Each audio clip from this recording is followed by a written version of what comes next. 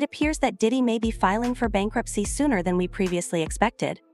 He just lost more than $100 million in a legal lawsuit, and rumors have it that Usher's statement in court played a significant role in his defeat. Usher was one of Diddy's victims, and the crazy part is Usher was just 14 years old when Diddy was forcing him to join his freak-off parties and become his little boy toy. Apparently, Diddy lured 14-year-old Usher into his dark world by telling him he was going to mentor him into becoming a superstar. But all he ended up doing was traumatizing, misusing his body for his own degenerate fantasies, and even infecting Usher with an STD. In fact, Usher tried to tell us about all the traumatic things that Diddy put him through at such a young age. But it wasn't until everything came out that people started connecting the dots and taking him seriously. Okay, for those of you all wondering why Usher was even in Diddy's possession at such a young age, and why Usher's parents did step in to protect him, well, it turns out that Diddy convinced Usher's mom that he was going to mentor him into a Hollywood star. There are reports that the reason why she allowed Diddy to take him was because at the time Usher was suffering some serious vocal issues, and a lot of labels didn't have interest in signing him. Diddy got word of the situation and decided to step into Usher's life like a saving angel and taking him under his wing. Since Usher and his mom were desperate at the time to get him signed, his mom had no choice but to trust Diddy and to take her son to his Puffy Flavor camp to mentor him in hopes that he would be to New York City. And I lived with Sean Puffy Combs for a year. That's the crazy thing. Now, that was L.A. Reid's idea, right? We're sending you over to something called Puffy Flavor Camp. There you go. To learn Flavor Camp? Yeah, Flavor that's Camp. what it was called. And you're going to go to Puff Daddy's. He's going In the 90s, do you understand what that's like? Puffy's place was like just filled with chicks and orgying like nonstop. Curious, I got a chance to see some things. Yeah, but you were 13. What were you seeing? I went there to see the lifestyle. Right. And I saw it. And it was, but I don't know if I could indulge and understand what I was even looking at. It was pretty wild. It was, So nobody tried to, and your Jodeci, parents were Mary okay? J. Blige, they didn't know nothing about this. Oh. I was having a good time, you know what I mean? Does he have you doing any chores? Are you doing dishes at all? I mean, to keep you humble somewhat? Or are you just like, can you stay up till 4 in the morning with them and party? I mean, I could. I actually stayed up longer than... Now, for those of you wondering how Diddy became worried about Usher's situation, that's because Usher was introduced to Diddy by Ella Reid. Once Diddy met Usher, he understood how bad things were for him and decided to take advantage of him at the young age of 14. Usher moved all the way to New York to live with Diddy, and if you're thinking if they lived in the same house as these infamous freak-off parties, you guess right, because that's the exact house where Usher went to live. Your dad now, would you ever send your kid to Puffy Camp? Hell no. He replied no when asked if he would ever let his children attend Diddy's Flavor Camp. Brother right here from day one, we used to wake up and, damn, pause, but like, check this out.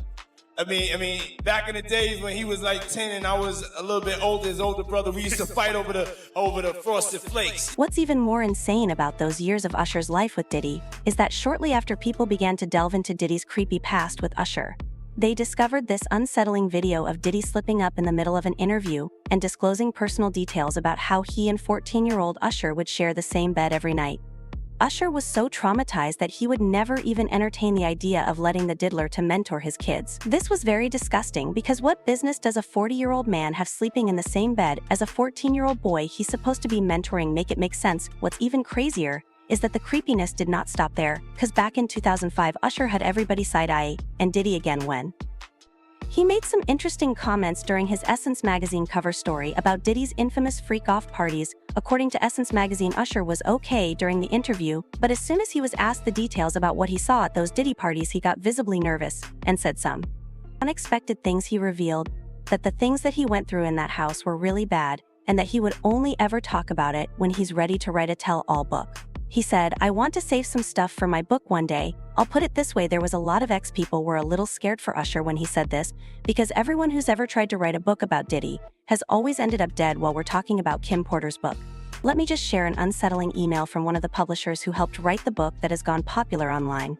The publisher says that Kim's book goes into full detail about how Diddy used to force Usher to get intimate with him and even infected Usher, who was only 14 years old at the time, with an STD. Erica Kennedy wrote a book about Diddy and was found dead in her home a few months later. Kim Porter was also writing a tell-all book about him and was found dead too. The email also disclosed that Janetta, Usher's mother, was unaware that her son was being mistreated by Diddy in a bizarre way until she learned that he was hospitalized for an STD. She reportedly lost it and had a heated argument with Diddy over it. The email contained excerpts from the book that discussed Diddy's homosexual relationships and included video of him sleeping with guys who had STDs, Diddy giving Usher an STD, and the explosive meeting between Diddy and Usher's mother. Now, in case you're wondering what specific STD Diddy gave Usher, I think we may know because back in 2017, Usher was sued by a woman who said he gave her herpes during their interactions and that he failed to reveal to her that he had been diagnosed with the disease in 2009. She also claimed that she tested positive for the sickness. Even while Usher was obviously having a difficult time openly discussing what he went through, word on the street is that he's done staying silent and that he may have contributed to the alleged diagnosis after experiencing symptoms and reading online accounts of Usher's diagnosis. Recently, Diddy lost $100 million in a lawsuit he was involved in. The case was brought by Derek Leo Cardello Smith, a prisoner. According to court documents, Diddy reportedly touched Derek's box while Derek was having sex with one of the women and offered him a drink. Derek says that he and Say him during a party in Detroit back in 1997. It appears that the party was one of Diddy's freak-offs. In the complaint, Derek supposedly stated that he felt sleepy, started to pass out, and later woke up to find himself bleeding. He claims to have made a police report after the incident, but it's unclear what happened to it. Later, when Derek saw Diddy and all of the victims emerge, he chose to join the lawsuit, suing Diddy for $100 million. Derek also claimed that Diddy and his entourage made a few visits to jail to threaten him to drop that lawsuit, but he was standing 10 toes down and he refused. At some point, Diddy reportedly even offered him $2.3 million to drop that lawsuit, but again he refused. He said, "Did he specifically utter the words 'you know how we get down'?" To which he clapped back, "Well, I disagree with how you get down," and rejected the settlement offer. Apparently Diddy was trying to sell off all his properties and put money in offshore accounts so that when he's proven guilty for Say, he wouldn't have to pay a dime. But Derek's $100 million lawsuit was getting in the way of him being able to sell any of his properties at all. A judge later issued an order restraining Diddy from selling off his assets that could help him cover any damages possibly awarded to Derek Cardello Smith.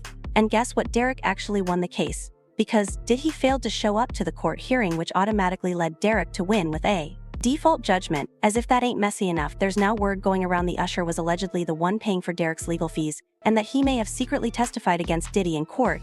Now, there's not a credible source to back any of this up, but the case is far from over since Diddy and his lawyers are still fighting the default judgment. So there's going to be way more information coming out very soon. As usual, people had their own thoughts about this, like this person who said, "You have to remember Usher was a child when it happened. If he was brave enough to tell his mom, then that's one thing, but if Usher kept it to himself, that's something else." Now that Usher has grown, he's realized that he was manipulated as a young teenager. Another person said he is about to start saving money, transferring assets, and go bankrupt. But now I want to know your thoughts. What do I all think about Diddy losing over $100 million, and do I all think Usher was really involved in this case? Why all been knew what to do? Let me know your thoughts in the comment section down below. And don't forget to click here to watch this other very messy video music.